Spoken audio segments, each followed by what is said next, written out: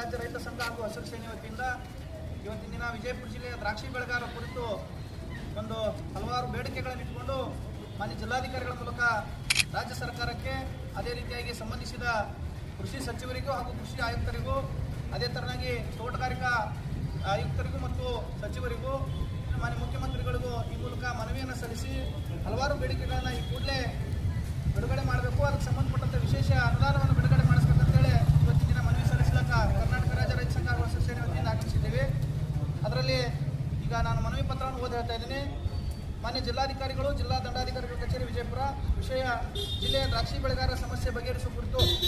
ಮಾನ್ಯರೇ, ಇಡೀ ಕರ್ನಾಟಕದಲ್ಲಿ ಅಂದಾಜು 1 ಲಕ್ಷ ಎಕರೆ ದ್ರಾಕ್ಷಿ ಬೆಳೆಯಲಾಗುತ್ತದೆ. ಅದರಲ್ಲಿ 70% ದ್ರಾಕ್ಷಿ ವಿಜಯಪುರ ಜಿಲ್ಲೆಯಲ್ಲೇ ಬೆಳೀತಾ ಇದ್ದು, ಅದನ್ನು ನಂಬಿ ಸುಮಾರು 15ರಿಂದ 20 ಸಾವಿರ ರೈತರು ವಿಜಯಪುರ ಜಿಲ್ಲೆಯಲ್ಲಿ ಕುಟುಂಬಗಳು ಜೀವನ ನಡೆಸ್ತಾ ಇದೆ.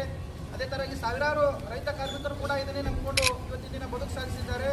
ಆದರೆ ದಲ್ಲಾಳಿಗಳ ಹಾವಳಿ, ಮಾರುಕಟ್ಟೆ ಕೊರತೆ, ಕೋಲ್ಡ್ ಸ್ಟೋರೇಜ್ ಕೊರತೆ, ದಿನದಿಂದ ದಿನಕ್ಕೆ ಹೆಚ್ಚಾಗುತ್ತಿರುವ ಖರ್ಚು, ಕೂಲಿಗಳ ಪಗಾರ, ಔಷಧ, ಗೊಬ್ಬರ ಹಾಗೂ ಇನ್ನಿತರ ಖರ್ಚು 10 ಪಟ್ಟು ಹೆಚ್ಚಾಗಿವೆ.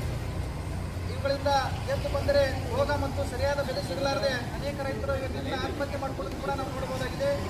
ಕಳೆದ ತಿಂಗಳು ಸುರಿದಿರುವ ಅತಿ ಹೆಚ್ಚು ಮಳೆಯಿಂದಾಗಿ ಅನೇಕ ರೈತರ ಜಮೀನುಗಳಲ್ಲಿ ನೀರು ನಿಂತು ಸಂಪೂರ್ಣ ಬೆಳೆ ನಷ್ಟಗೊಂಡು ಅನೇಕ ನಷ್ಟ ಉಂಟಾಗಿದೆ. ಅದರಲ್ಲಿ ಕೂಡ ಇದನ್ನು ಮನಗೊಂಡು ಮಾನ್ಯ ಜಿಲ್ಲಾಡಳಿತ ವಿಶೇಷವಾದಂಥ ವಿಮೆಯ ಜೊತೆಗೆ ಸರ್ಕಾರದಿಂದ ಬಿಡುಗಡೆ ಮಾಡುವಂಥ ಪರಿಹಾರನೂ ಕೂಡ, ಅಂದರೆ NDRF ಮತ್ತು SDRF ಗೈಡ್ಲೈನ್ಸ್ ಪ್ರಕಾರ ಪರಿಹಾರನೂ ಕೂಡ ನೀಡಬೇಕಂತೇಳಿ ಈ ಮೂಲಕ ಅವರಲ್ಲಿ ಆಗ್ರಹಿಸ್ತಾ ಇದ್ದೇವೆ.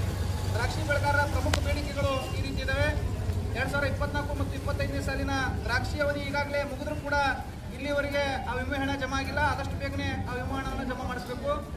ದ್ರಾಕ್ಷಿಗೆ ಸಂಬಂಧಿಸಿದಂತೆ ವಿಮಾ ಕಂಪನಿಯ ಕಚೇರಿ ಬೆಂಗಳೂರಲ್ಲಿರುವುದರಿಂದ ವಿಜಯಪುರ ಜಿಲ್ಲೆ ಹಾಗೂ ಸುತ್ತಮುತ್ತಲಿನ ರೈತರಿಗೆ ಸಾಕಷ್ಟು ಸಮಸ್ಯೆ ಆಗ್ತಾ ಇದೆ. ಅದನ್ನು ಆ ಕಚೇರಿನ ವಿಜಯಪುರದಲ್ಲಿ ಕೂಡ ಪ್ರಾರಂಭ ಮಾಡಬೇಕಂತೇಳಿ ಒಂದು ವಿಚಾರ. ಇನ್ನು 2025-26ನೇ ಸಾಲಿನಲ್ಲಿ ಈ ಅತ್ಯಂತ ಹೆಚ್ಚಿನ ಮಳೆಯಿಂದಾಗಿ, ಅದೇ ರೀತಿಯಾಗಿ ವಾತಾವರಣದ ಅನಾನುಕೂಲದಿಂದಾಗಿ ದ್ರಾಕ್ಷಿ ಬೆಳೆಯುವುದು ಅನಾನುಕೂಲ ಆಗುತ್ತೆ.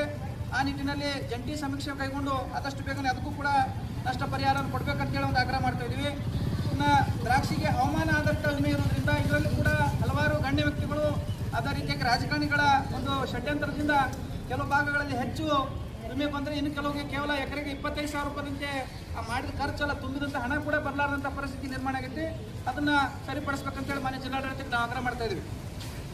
ಇನ್ನು ವಿಜಯಪುರ ಜಿಲ್ಲೆಯಲ್ಲಿ ಸುಮಾರು 10ರಿಂದ 15 ಸಾವಿರ ಜನ ರೈತರು ಈಗಾಗಲೇ ದ್ರಾಕ್ಷಿಯನ್ನು ಬೆಳೀತಾ ಇದ್ರಿಂದ ಅಲ್ಲಿ ಕೋಲ್ಡ್ ಸ್ಟೋರೇಜ್ ಕೊರತೆ ಸಾಕಷ್ಟಿದೆ. ಇದರಿಂದಾಗಿ ಮಾರುಕಟ್ಟೆಗೆ ನಾವು, ಅಂದರೆ ಕೋಲ್ಡ್ ಸ್ಟೋರೇಜ್ ಸ್ಟಾಕ್ ಮಾಡಲಾರದೆ ಇದನ್ನು ನೆರೆಯ ದಾಸಗಾಂವ್, ಮಹಾರಾಷ್ಟ್ರಕ್ಕೆ ನಾವು ಮಾರಾಟ ಮಾಡುವಂಥ ಸಂದರ್ಭದಲ್ಲಿ ರೇಟ್ ಸಿಗಲಾರದೆ ಸಾಕಷ್ಟು ರೈತರು ಕೂಡ ನಷ್ಟ ಆಗ್ತಾ ಇದೆ.